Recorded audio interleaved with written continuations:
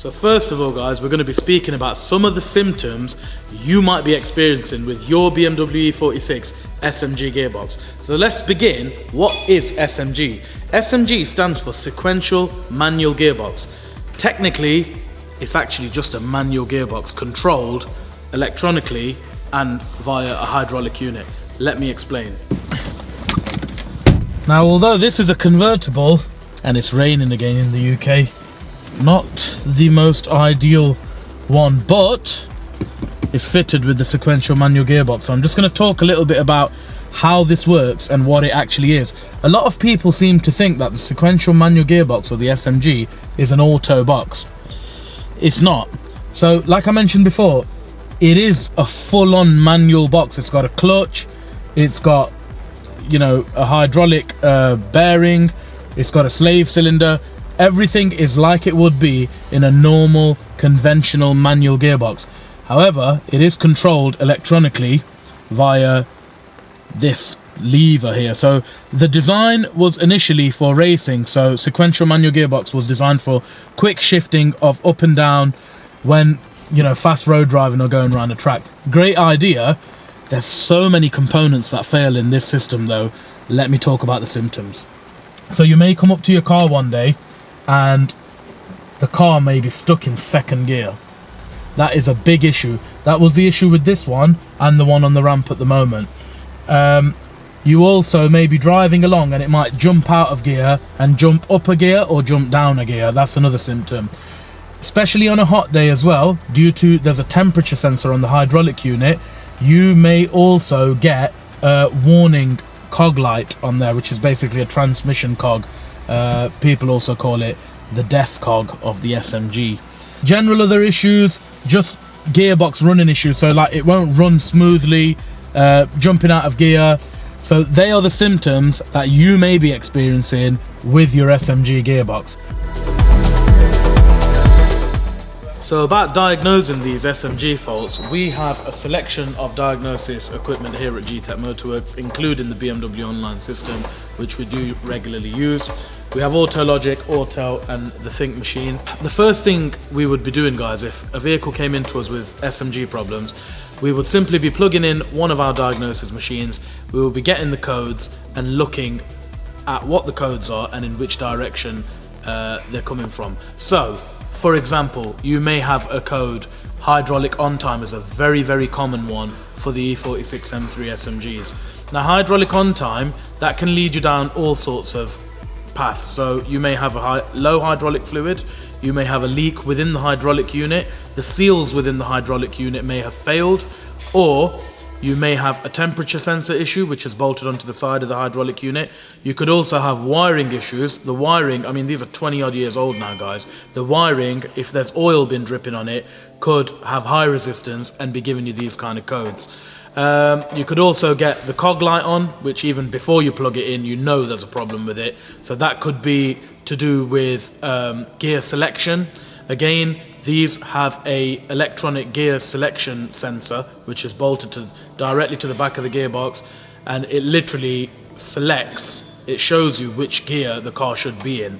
If they go down, the car can get stuck in gear, which is what's up with that one on the ramp. Now, for those of you who are diagnosing your own vehicles at home, we strongly encourage that, because it's nice to have a bit of diagnosis knowledge of your own car before you take it into a garage, so you've got some kind of understanding. But be aware, do not be led down the wrong garden path. Here's an example. So we had an E46 M3 come into us a few months ago, and the customer plugged his diagnosis equipment in and he had no communication with the SMG control module. So he rang us up and he says, "Hello GTEC, I've got an E46 M3, I've plugged it in myself and there's no communication with the SMG control unit. It needs one, can you get it sorted?" Now, as a independent BMW specialist who's been running for nearly 10 years, we will not go based on anybody's diagnosis, even BMWs themselves. We will get the vehicle in, we will put our machines on it, we will diagnose it ourselves. You may be right, and if you are right, we will say, "Well done, thank you, you are right," but we must clarify ourselves exactly what's going on with your car. Coming back to this E46, so the customer brought his vehicle in, We plugged our diagnosis machine into it, and he was perfectly right. No communication with the SMG control unit.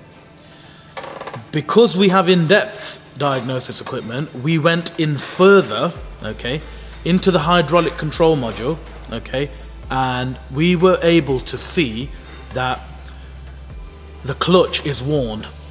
Now you're going to ask yourself, how have you been able to see that? So with these E46 SMGs, the way they work is they have a hydraulic clutch slave cylinder which is controlled electronically, okay? Now that is a very, very sensitive piece of equipment. It measures the gap between the travel of the arm on the clutch, okay? Now that indicates how much life you have left on your friction plate. That is measured in certain increments. Now when you switch your ignition on, if that hydraulic slave cylinder pushes in and measures, and if the measurement of the friction plate is not within a certain tolerance, the car won't start. And it will cut off supply to your SMG module, which will then send a signal to your EWS module, which is the immobilizer, in order to say, can you start me please? Lead you down the wrong garden path, and will eventually lead you to believe that you need an SMG module. Now, one of the first things, you'll see it all over the internet, guys. The moment you type in SMG into Google, the first thing that will come up for you to replace is this little bad boy. This is known as the SMG relay or the salmon relay. This powers up the actual hydraulic pump for the hydraulic unit on the gearbox. This little bad boy here. They can fail, and it is a good first indication to go to. You can, if you're electronically minded, you can very easily check if this relay is charging up and working properly and the windings are okay. But if you're not, for the sake of £8.99 or whatever it is from the dealers, buy one and try this first. This here in my hand is the actual clutch selector. Now these don't really fail apart from leaking banjo bolts here for the hydraulic part. And there's a seal here that usually leaks, which is what's happened to this one. But more importantly, it's very easy again to be led down the wrong garden path here. At the back here, there is a hole for this little troublesome sensor, which is known as the gear position sensor. Now this goes in there and hooks on, okay?